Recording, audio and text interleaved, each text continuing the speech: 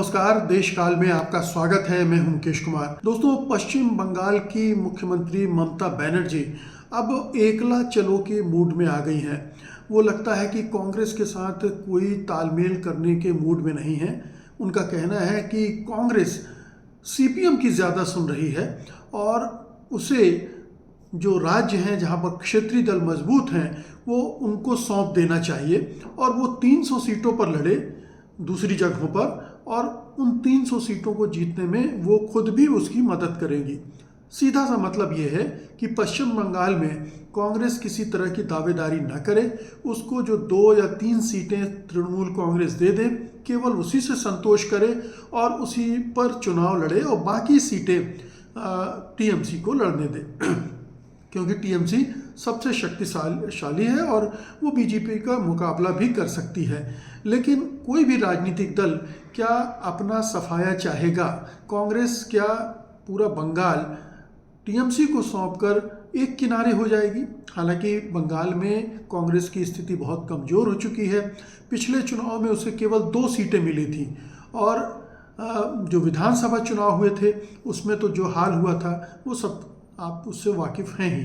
तो कांग्रेस का अब कोई बहुत बड़ा जनाधार नहीं रह गया है। सीपीएम भी मटिया मेट हो चुकी है। हालांकि ये भी कहा जा रहा है कि सीपीएम अब धीरे धीरे फिर से ग्रो कर रही है और सीपीएम जो है वो बीजेपी के भी खिलाफ है और टीएमसी के भी खिलाफ है।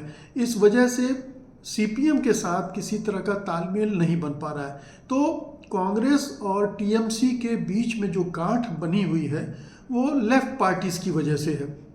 कांग्रेस लेफ्ट पार्टीज़ को साथ में रखना चाहती है क्योंकि लेफ्ट पार्टीज़ का रोल पूरे विपक्ष में एक बेदाग रहा है। उन्होंने कभी बीजेपी का साथ नहीं दिया। जिस तरह से ममता बनर्जी बीजेपी के साथ भी गई हैं, बीजेपी की सरकार में शामिल भी हुई हैं और उनके बारे में ये माना जाता है कि वो कभी भी बीजेपी के साथ फिर से जा सकती हैं। अगर केंद्र में सरकार बन जाती है फिर से मोदी जी की, तो शायद उसके साथ तालमेल बिठाने के लिए वो उस हद तक जा सकती हैं। तो जिस तरह से नीतीश कुमार इन दिनों कर रहे हैं, उनके चाल चलन से लग रहा है कि वो भी अब पाला बदलने के फिर से मूड में है और खबरें आ रही हैं कि बहुत जल्द हो सकता है वो एनडीए में शामिल हो जाए। कर्पूरी ठाकुर को भारत रत्न देने का ऐलान केंद्र सरकार ने किया है। इसे भी उससे जोड़कर देखा जा रहा है। जो राजनीति नीतीश कुमार करना चाहते हैं अति पिछड़ों की, अति दलितों की, उसमें कर्पूरी ठाकुर के रोल को वो समझते हैं। उनकी जन्म शताब्दी मनाई जा रही पटना में 3 दिन से, कल उसका आखिरी दिन है। कल हो सकता है कि नीतीश कुमार अपने पत्ते खोलें। आज वो राज्यपाल से भी मिले और खबरें आ रही कि राज्यपाल को उन्होंने बता दिया है कि वो आगे क्या करने जा रहे हैं। तो बहुत सारी उठापटक इंडिया गठबंधन में हो रही है। नीतीश के बारे में इतनी विश्वास के साथ कुछ चैनल कह रहे हैं कि जैसे सारा कुछ तय हो गया है और वो एनडीए में जा रहे हैं। कहना मुश्किल है क्योंकि मीडिया एक इस तरह का रोल प्ले करता रहा है कि इंडिया गठबंधन में एकता ना होने पाए, उनके बीच संदेह पैदा होते रहें और उनको कमज़ोर किया जाए। तो ये मीडिया और सत्तारूढ़ दल यानी बीजेपी मोदी शाह की रणनीति का हिस्सा भी हो सकता है।